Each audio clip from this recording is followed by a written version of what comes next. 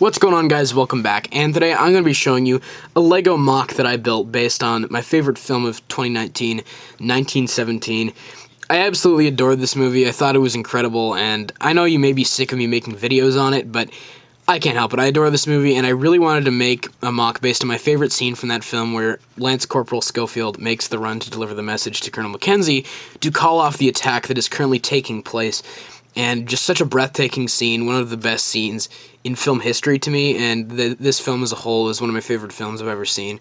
But anyway, getting into the MOC itself, of course we've got the trench here, and then we've got the grass on that side. So I tried to split this small base plate into two halves, and in case you're wondering why it's not bigger, it's because I'm not going to lie and say I have a limited parts collection, because I don't. I have like so many parts, it's unbelievable, because my brother used to collect Lego when he was younger, but when I make really large MOCs, I tend to overcompensate, and then they end up looking kind of crummy because I run out of the kind of parts that I'm looking for.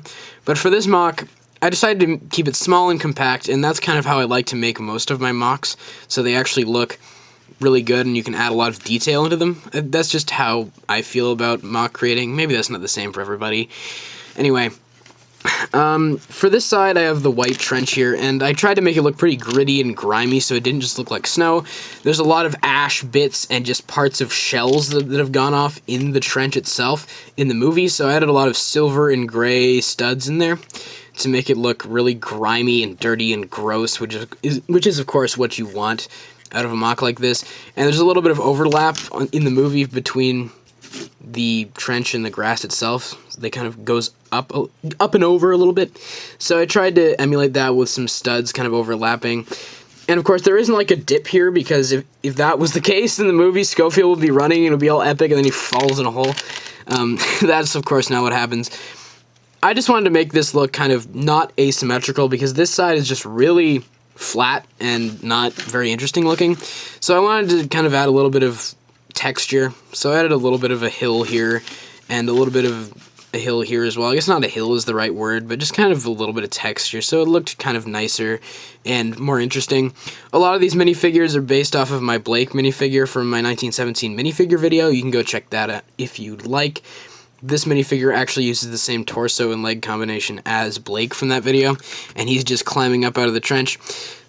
Because, of course, as Schofield starts running, the whistle blows and the soldiers start going over the line, and he has to run even quicker to get the message across to call off the attack, or else all these men will die. I'm really happy with how this MOC turned out. You could say the trench isn't tall enough. I mean, I don't really get that. I think it's okay. I'm just really pleased with how this MOC looks, and for one of my favorite scenes, I'm glad to have it in my collection. I'm glad to be able to display it. So whatever your thoughts are on this MOC, please let me know. Would you like to see more 1917 Lego MOCs in the future? Because I have a couple ideas on ones that I might like to do in the future, kind of small mini MOCs. But whatever your thoughts are, of course, once again, please let me know in the comments below. And as always, I hope you guys have a great day. Take care.